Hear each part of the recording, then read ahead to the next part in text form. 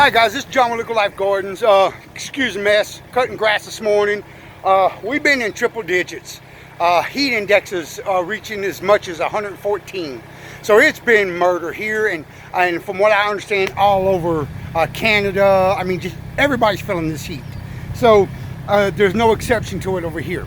Maybe more humidity here than most places, but all right. So when I got up this morning, I come out and I was tremendously pleasantly surprised because the humidity was about 30%. And even though it's 96 degrees outside, there's a breeze, as you can see.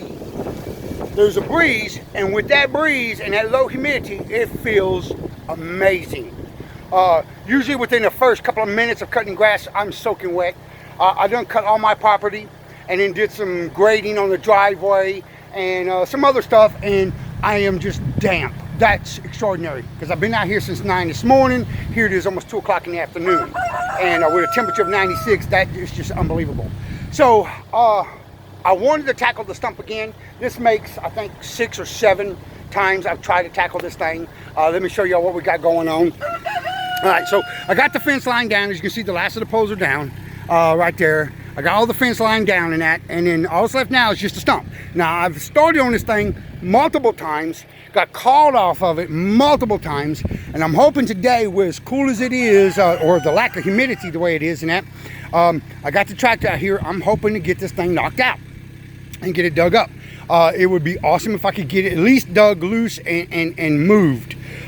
So now, I don't know if the tractor's gonna be able to move this monster once I get it out of there, get it dug up, but we're gonna sure give it a shot. Now, my tripod was broken right here, and I got it to where it'll balance a little bit, but it's still, as you can see, but I'm hoping it'll hold the camera good enough so that, but anyway, let's hit on this thing as quickly as possible, and let's see what I can do. Let's see if I can get this thing dug out and get this bad boy out of here.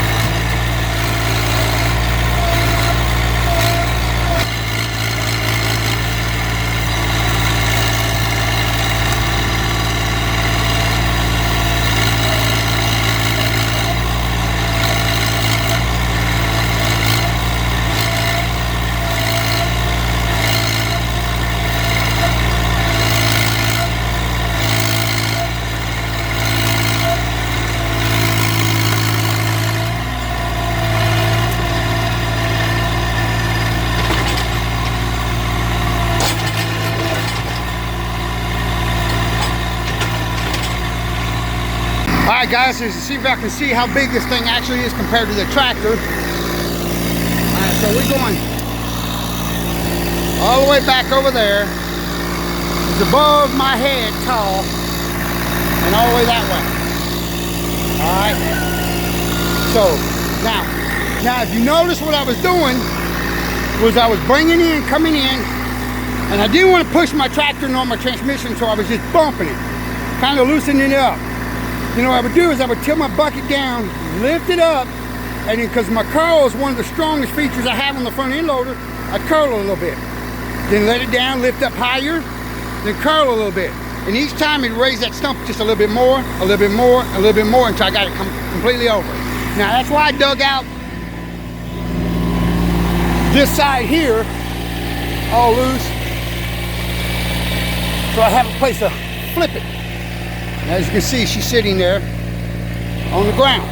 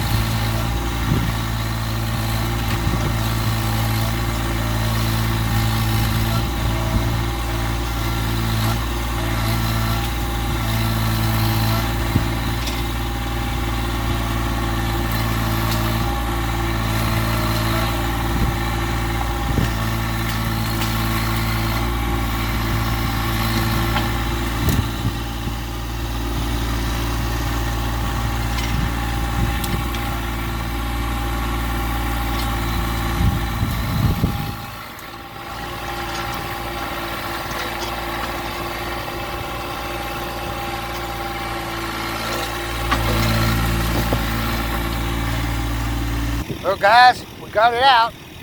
Let's do a walk around now. As you can see, it's empty. And here she is, off to the side, fence posting off. She's got some long ass roots.